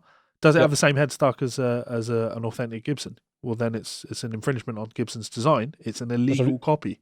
Oh, there's a reason why the Epiphone headstocks are different. Yeah. They were once the same, and people were just going, Epiphone logo, Gibson, there we go. And they were like, no, you can't do that. And Gibson want there to be that difference between the Epiphones and the Gibsons. Of course they do. Because there's a value, if you like, an established value that comes from the Gibson brand. And sure, I've talked about never ever considering buying a secondhand Gibson because of just how rife counterfeits are. But that kind of illustrates the point. Like, it's people like this that cause that problem, that they think there's no problem with it because it doesn't say Gibson on it. Well, what's to say that you sell it to somebody who doesn't just change it to say Gibson and then try and sell it on as a Gibson? Because that could absolutely happen. You cannot sell things that are trademark infringement. You can't do it. It's bad for the business to do it. I forgot to mention, part of that story was the chap said, I don't know the history of the guitar. I don't know where it came from, so I can't say where its sources are. And I'm like, that is the laziest, most stupid, fingers in your ears, ignorant way to try and get round the origin of this guitar and the inevitability that people are going to say to you, that's clearly a counterfeit. I don't know where it came from, so therefore I'm not responsible. Sure. Well, you're selling it. Yeah. You potentially bought it from China to sell it. Like, yeah, it doesn't matter. Like, I can't say I got that guitar for £20 and I'm going to put it on eBay and I don't know where it came from, so therefore I'm all right. Yeah. It says Gibson on the headstock, but it's not really a Gibson. Like, you still can't sell it. Yeah. That's what you need. So owning the fact that you bought that guitar for £20 and that it does say Gibson on the headstock, you couldn't put that guitar on eBay, buy it now for £10 with fake Gibson in the title, because it's still, it doesn't matter that you're selling it in the most genuine way possible. It is still a counterfeit. It still features trademarks that are not owned. It is an illegal counterfeit. It doesn't matter how well you pass that information on to people, how clear you make that. The guitar should not exist. Gibson have every legal right to have it destroyed because it's an illegal counterfeit. And I will not ever support the illegal counterfeit industry because it hurts the business. It hurts consumers and it hurts the companies. The only person that it benefits is the person making the counterfeits. And people need to really sit down and think about that. It doesn't benefit the consumers because when you buy a fake Gibson, even if you do it knowingly, you have to understand that you are not buying something of, as ridiculous as this sounds because of the reputation Gibson has, but you are not buying something that is of Gibson quality. You are buying a cheap counterfeit. And because of shit like that, Gibson have to keep putting their prices up because they keep getting hit. Their business is being hit. And it's not a smart way to do things, sure. No, I was going to say, I think that would maybe be victim blaming in my mind, to blame consumers for having to deal with that. Because really, I think it's Gibson's fault for going after luthiers who aren't harming their business, Sure. are not selling things in Gibson's likeness and name, are infringing trademarks. It's the Gibsons. It's these factories that are pumping out so many copies, and obviously because certain countries, certain trademark laws, etc., may as well be written on toilet paper. Yeah. But there's got. I mean, it's trying to stop a bleed out with a plaster. Yeah. You know what I mean? It's the wrong target. Anyway, that's just me fucking growing. Yeah. What was it your point about the Rick Beato thing? Because obviously this is he getting copyright blocked and then he got deemed at court that was held or upheld or something? No, it's not even a court thing. Like Rick keeps taking issue with record labels and publishers blocking his videos. And then Rick makes some great educational content. He genuinely does. Mm-hmm. Rick's a great educator and he has one of the best music education channels on YouTube. Like, there's no doubt about it. 100%. But a lot of people know Rick more now for his rant videos where he's ranting about the music industry. And he takes massive issue with record labels, blocking his Joni Mitchell, What Makes This Song Great video. And he's making this video where he's ripping into the record labels and he's saying, look, explain to me the business decision here. Explain to me why you would do this, because I make these videos. I don't make money on these videos. You make all of the revenue on these videos. I make these videos to promote 50 or 60-year-old songs to a new audience. Start of this video you're talking about last night. It's him sitting just in front of a camera 2.5 minutes or something, just clearly exasperated. Yeah. And I get it. I do get it. But I don't know. I just see the other side of it, which is you're not, Rick, you're just not. You don't make those videos to promote 60-year-old songs. That's not the reason you make them. Sure, you might love the songs and you know that your audience is a lot young. A lot of your audience is born in the 90s. Like, I do get that. But you're not telling these people to go and buy the songs, are you? You're not trying to mobilize them to go and purchase the songs. You're making the videos because you want as many subscribers as possible, so you can sell those subscribers your books and your app. Like, that's the reason you make those videos. That is absolutely the reason you make those videos. And fair. The point is, making a video like that where you're trying to make it clear to record labels that the reason you're making the videos you're making is to try and promote these old songs. It feels so disingenuous, because if what you're trying to do is trying to make revenue for old songs, you put up a video, of What Makes This Song Great, and it gets 500,000 views, that might make $5,000 for the label and for the publishing side of things. That might make that for them. It might. That's just insignificant, and it ignores the key aspect of copyright and ownership of songs, right? The owner of the copyright gets to decide how that song is used. And that's so unbelievably important. You don't get to make that decision for them. They get to make that decision. And they could not want you to use their music just because you've got grey hair. And that's fine. If that's how they want their song to be used or not to be used, they don't owe you an explanation. And the reason I take such issue with it is because, like I say, because Rick is becoming more and more known for ranting about these situations to his 2.2 million subscribers, he's essentially drumming up this kind of anti-music industry, anti-record label, anti-music publisher sentiment among his 2 million fans, who he tells how copyright should work, and he tells how, what I'm doing here is a good thing, and I'm doing it for the interests of the record labels, etc. Mm-hmm. Don't sit here and tell me that your goal is to promote these songs that are 60 years old, all while constantly bashing the record industry, constantly bashing the publishers, constantly taking issue with what they do, because they're getting in, and let's be realistic here, they're getting in the way of you making money, and you don't like that. And I get it. I do get it. I totally understand the frustration, right? If I was in his position, I would want record labels to look at what I'm doing and go, okay, this video probably is it's a good video for us compared to some of the videos that we do take down. There is some benefit to this being here.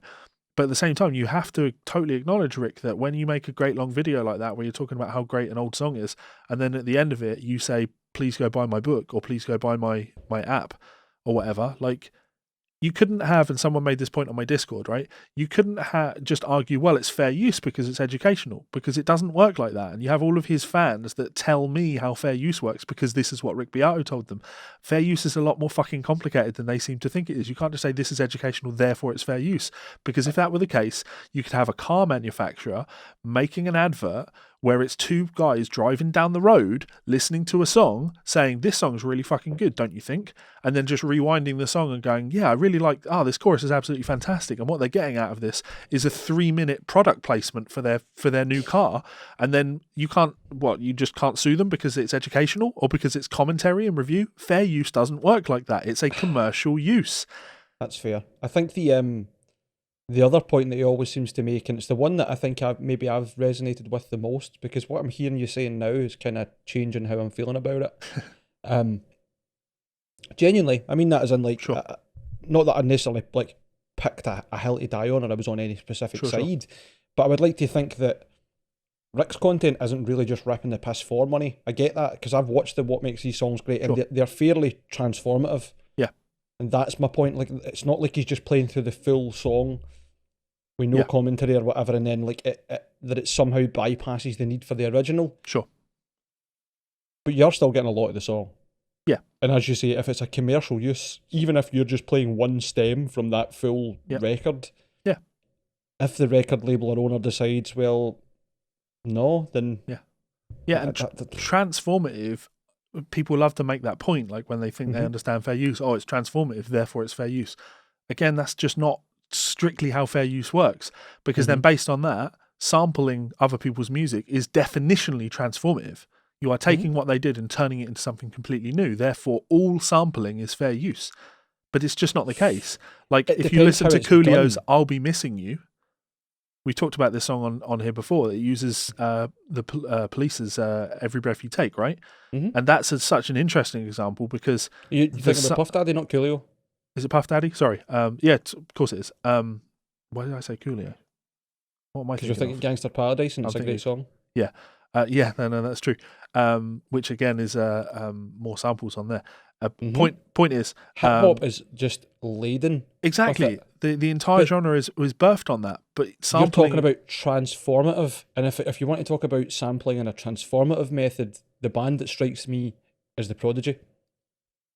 Take a small breakbeat, speed it up, put it through different filters so it sounds different. Sure. Take samples that don't make sense in the context of the music to make something else out of them. That's transforming it. Sampling something is just a quote.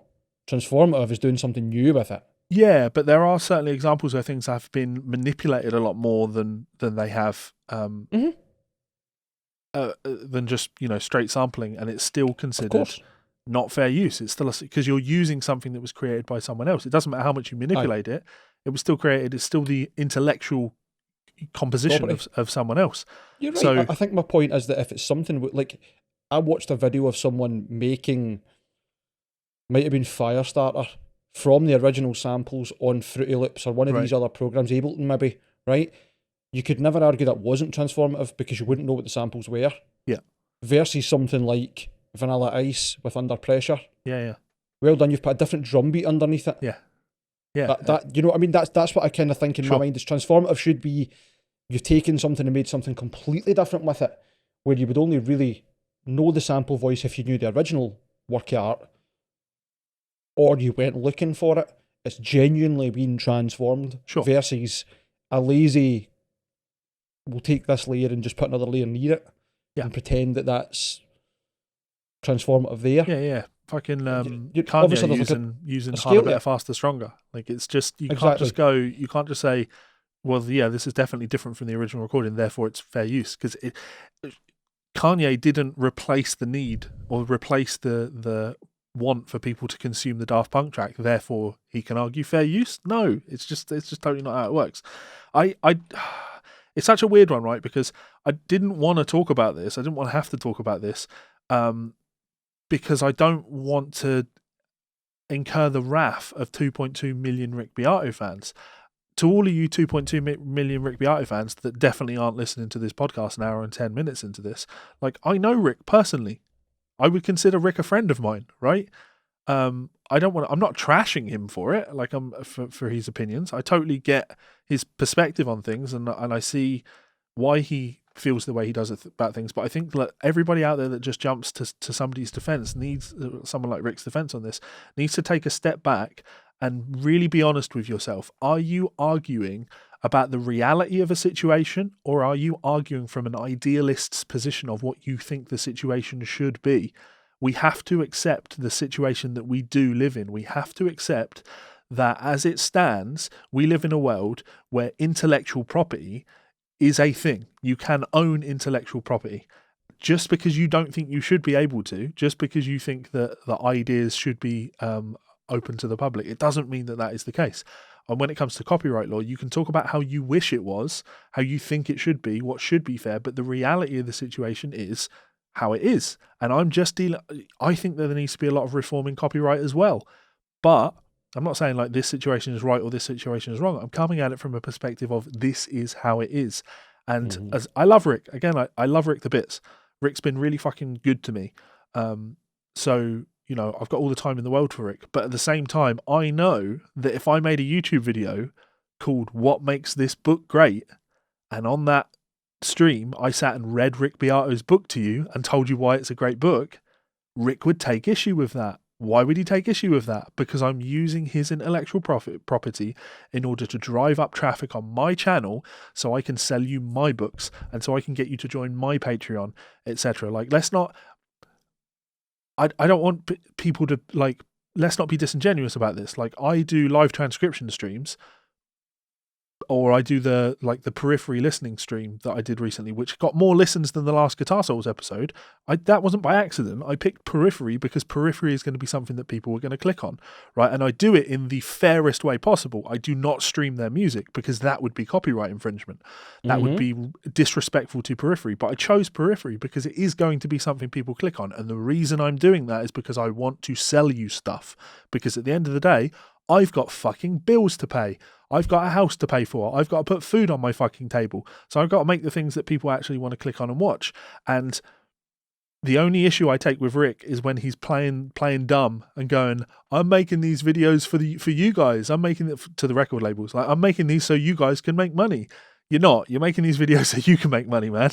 And right now, when you're making a video like this and you're turning your 2.2 million fans against the record label, because you know what happens. You kick up enough fuss, all your fans tweet at the label and they tweet at the artists, and shit gets changed. And the reason I know that it gets changed is because I saw that Joni Mitchell video come up in my suggested feed, so it's been unblocked.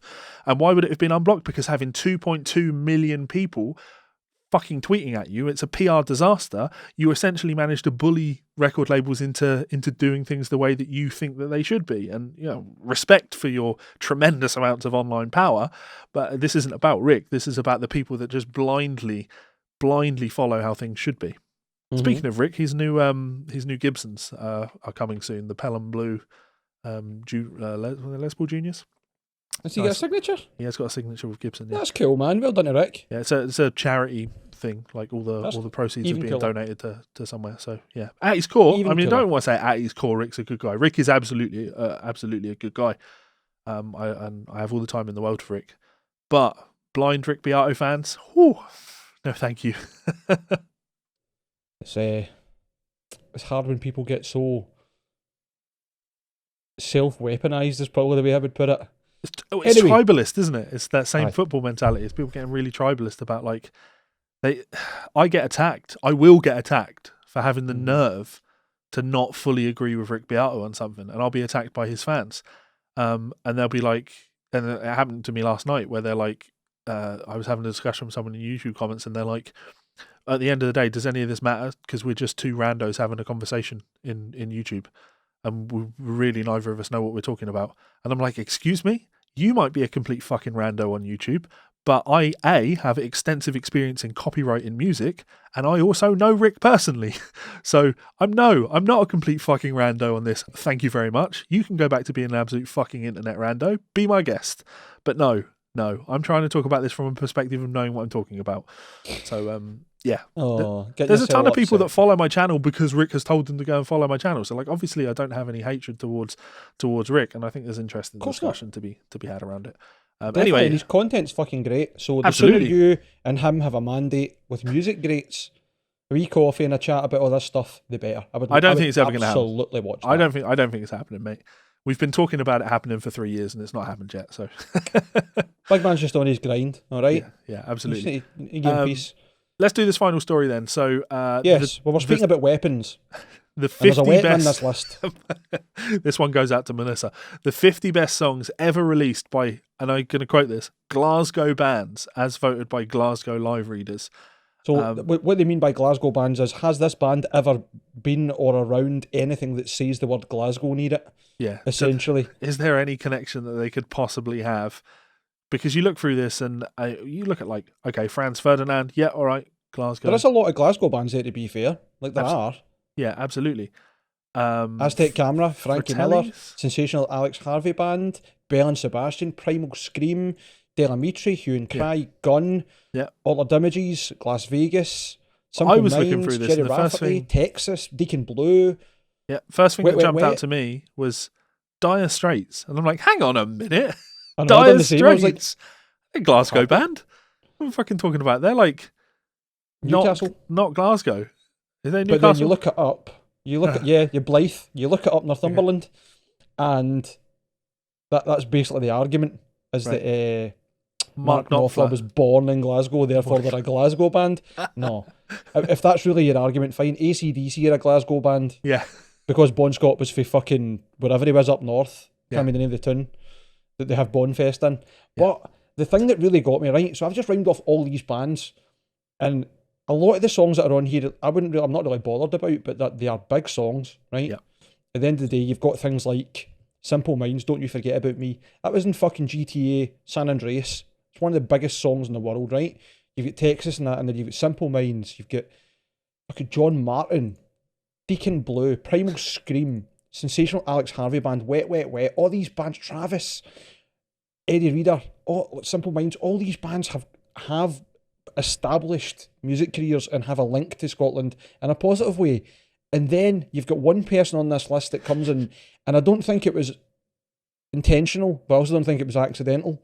Their name is in inverted commas, so I don't know if that's maybe a hint towards their suitability for being top 50 best. But this is Jerry Cinnamon, Belter. If there is one thing that I can say about that song, is absolutely not in any way, shape or form a good song, never mind one of the best songs to come from Glasgow. I don't think the lyric, "She is a belter," deserves any time spent on it. I know I'm kind of being a hypocrite here by ranting about it, but credit where credit's due to Jerry. He's done very well for himself. Sure. No label, does everything himself, always own money, always own drive.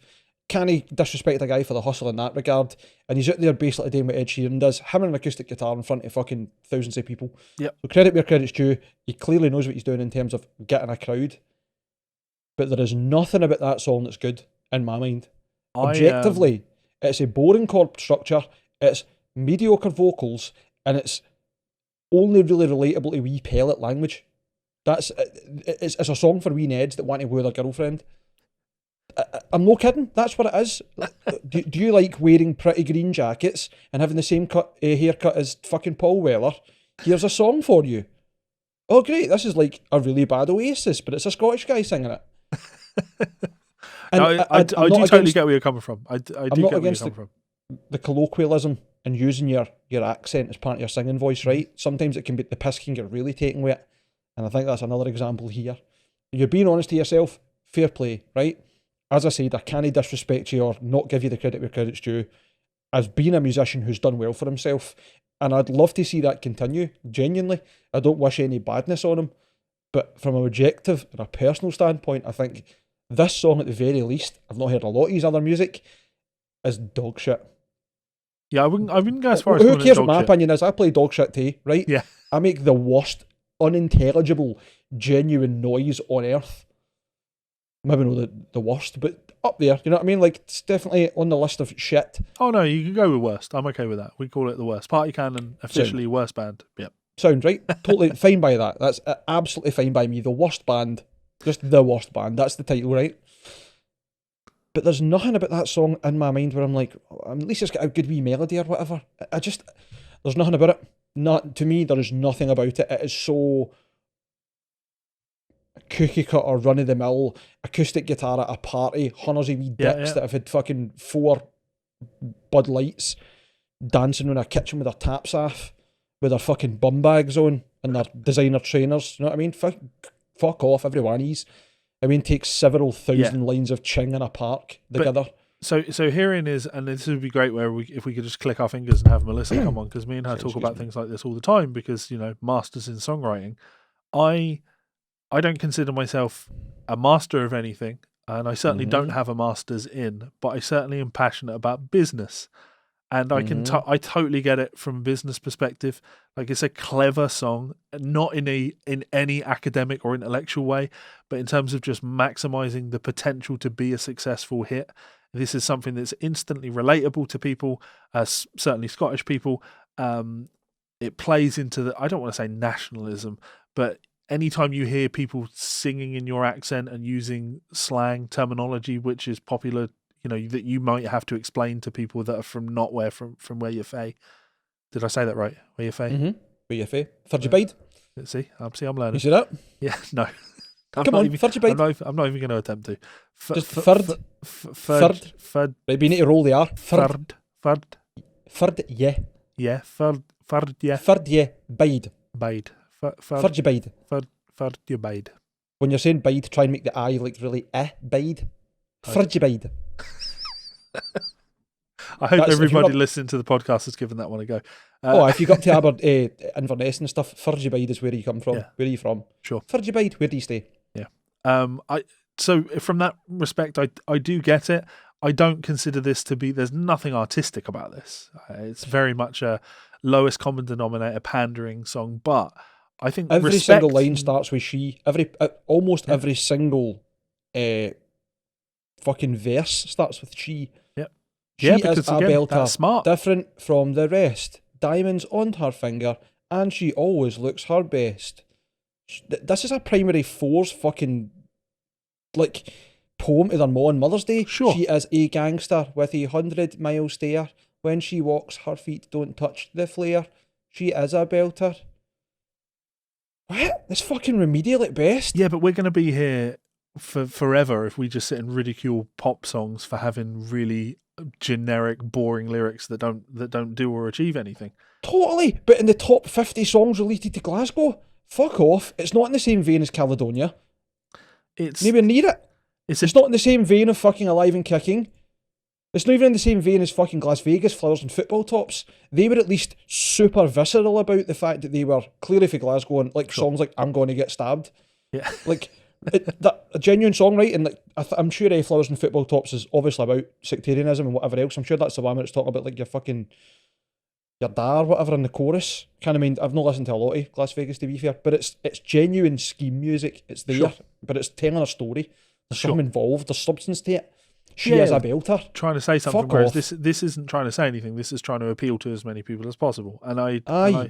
But you have to then immediately understand why, if you write a song that is going to appeal to as many people as possible, why those people would then say this is a great song, because it appeals to them. Okay, right. It's a difference of background, I suppose. Then into it's your perspective. Yeah, you and I are coming at for at least the degree of being somewhat learned musicians, people with a detuned ear that understand, to quote fucking Rick, what makes songs great, the things that make a song good, the things that pull you in, the things that make it art, that differentiate between I've taken 2 or 3 or 4 things that are dead easy to fucking do and made this most simple fucking out the box shite to here's something with a bit of substance, and I've done this is art and this is wet paper mâché. Yeah, no, totally. Sorry, I get really passionate there. I just get fucking pissed off with it. That's okay though, and I think a lot of people that listen to the podcast are probably unfamiliar with the song. Go and check it out and see if you agree with Mike. It is lowest common denominator. There's a simple melody hook that just repeats, and if you are from Scotland, you'll enjoy it because you'll be like, oh, he sings like me. And if you're not from Scotland, you will probably enjoy it because you'll be like, he sounds funny. That's the appeal of this song. It doesn't go beyond that. There is nothing. This song offers nothing beyond that. And I'm glad it annoyed Mike as much as it did. So, see, the thing is, right? I'm just reading. I've not even heard the songs. I'm just reading some of the lyrics from some of Jerry Cinnamon's other songs, right. and they are all so much better. Yeah. So much better. They're not great. I don't mean that as in like he's up there. Melissa would be studying going, fucking hell, how did he come up with that? And I don't mean that in any disrespectful way to him either. But there's so much more honest and good lyrics. Sure. Well, some of them.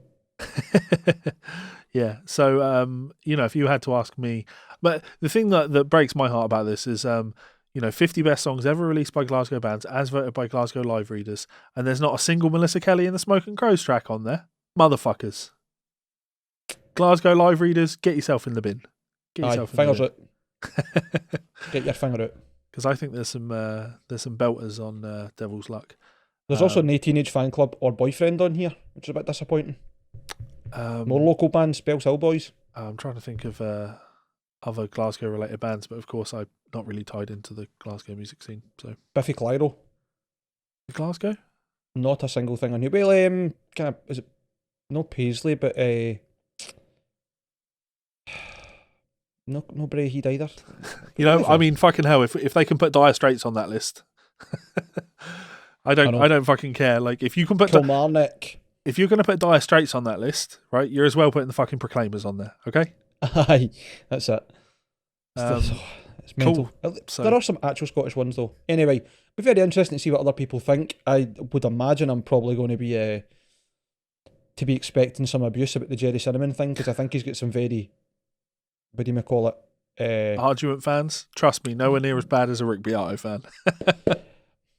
I don't think there's wrong with being passionate or anything wrong about being passionate and looking after somebody. Just don't let it ruin your objectivity. Yeah. Which, it's easy done. That's the thing. Just accept when you're challenged. And I'm really bad for getting to that point and having to remind myself, like, we're coming for a good place here. So let's just chill. Yeah. Okay, it's all right. We did good. We had good conversations. Hopefully we have inspired you all and we have influenced you in some way or another to go and listen to Jerry Cinnamon or to not go and listen to Jerry Cinnamon. If I could have one wish in life, it's that I could influence you in more specific ways, not just buying my products, but buying guitars. For example, did you know? This show has been brought to you by our friends over at Ormsby Guitars. If you have the time, please do head on over and follow them on Instagram to see more of their incredible work. I'm actually spending more and more of my time each day scrolling through Instagram and really getting the appeal of looking at incredible instruments like this. It just makes you want to order something really, really special. Of course, you can always contact them if you want to order a custom shop guitar, or head on over to their website, check out the pre-order section and get involved on the upcoming Goliath Run 14. Again, one of these guitars can be pre-ordered for as little as $1,200 US. That's an incredible price. That's a lot of guitar for very little money. So if you want something like this in your life, head on over to ormsbyguitars.com and get involved. Thanks so much to Ormsby, and we'll see you for another show soon. Laters. See that segue? That was a belter. Stop it.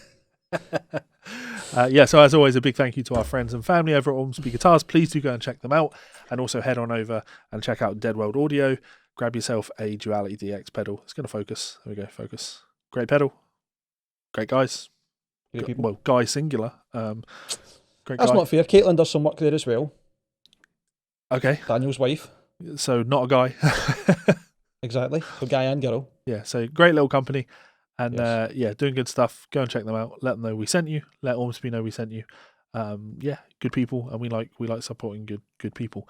And I'm just going to keep saying it. Fingers crossed. This time next week, maybe we'll have a whiskey sponsorship, so I don't drink myself out of house and home. You'll be drinking that fucking liver out your house and home. Yeah. Aye, that'll be interesting. I want to see what happens there. Also, we haven't really spoke about it, but obviously we've got the Buy Me a Coffee link. We do. We've got a couple of subscribers, which is nice. Thanks very much. So there'll be some bonus content coming. I didn't notice very much chat other than what we were saying and what you'd asked Chris for in terms of an episode. So I think the first thing we're going to do really is you learning some party cannon and me learning some country licks. Yeah, we'll need to try and sit down next week and do this at some point. So I'm sure we can work out a way to do that. That'll be fun. And I should We'll note have time during the day because the Wayne will be at school. On the Buy Me a Coffee front. So while you have the option to either subscribe to us for a monthly fee, or you can give us a one-off payment. Obviously, if you're a monthly subscriber, when we post things on there, you will get access to those things. If you just give us a one-off donation, you won't automatically get access to those things because you're not logged in terms of you don't have an account, if that makes sense. But of course, I have your emails if you give us a one-off donation. So every month, if you give us a one-off donation, I will email you the bonus content. So don't worry if you're just making a one-off donation. I'll still get you emailed your content. I've still got a list of everybody that supported us over there. So thank you very much for supporting the Guitar Souls NAMM Fund. It's all very much appreciated. You can also send us fan mail to GsolesFanMail@gmail.com. Trying to think if there's anything else. You can buy t-shirts, of course, at Teespring. Yes. We sold another t-shirt this week. No way. That's like our third one this year. Fantastic. You're 18 days too late, Levi. Fantastic. 18 days too late to take the piss at me. Yeah, we make like $7 on the t-shirt sale, so... I don't even care about that's totally inconsequential. I know you're totally, the same. Totally. It's nice to think that people might be wearing the t-shirts though. Like I find it still really strange when I see people in party cannon merch. Yeah, there's scrolling on my timeline and somebody's there's quite a lot of that. But maybe we should just speak to some of the party cannon artists and get some weird art for us. Because that's exactly what we need: paying artists for weird art that goes on a t-shirt that nobody buys. Well, you never know. You never know. Yeah. Anyway, never know. We'll see what happens. See what happens. Just let us know below, please. Thank you very much for your love, kindness and support. Anything you want to say as a closing message, Mike? Just as you said there, man. Thanks again for tuning in. Thanks very much for your support, for your messages, for your conversations, for your content, for your fan mail, for even sticking around. Hopefully you've had a good Monday Night Guitar Geek Club with us. Fingers crossed I'll be there. I don't see any reason why I shouldn't be. Yep. Other than just being a terrible human and really bad at timekeeping and always having to make dinner at the same time and having other things. Because much like Levi, life is never simple. Certainly my life is never simple. I know you get that. You have quite the personal trials and tribulations you often have to go through too. But fingers crossed we're here and we all have fun. Big thanks to Perry and the guys. Thanks to Ormsby. Go check them out, Instagram and Facebook. Maybe buy yourself a nice guitar. Tell them we sent you. Same way Daniel at Deadwald. Go over, check out your stuff. Say hello. If you want to buy one of the products, let them know. Tell them we sent you.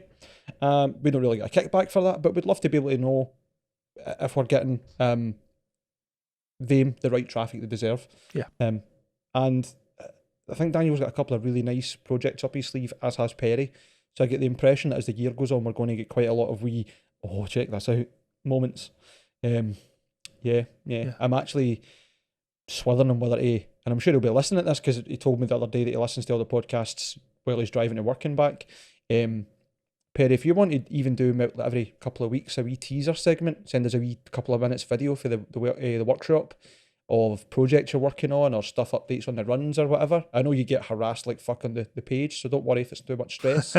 But if you want to just give us that wee bit more info or even just tease us with stuff that we can try and decipher on the channel. I think about it. That's what we really, really want. How great would it be if in the ad roll every week there was just a 10-second video of just Perry just zooming past something, and then everybody in the Ormsby group would know, well, we've got to tune into the Guitar Souls podcast because I might see my guitar, So I think there's a potential in there. I'll close it up by saying, also look after your mental health, ladies and gentlemen. Yes. Just don't do it via Tim Lambesis. Mike, until next time. Stay hydrated.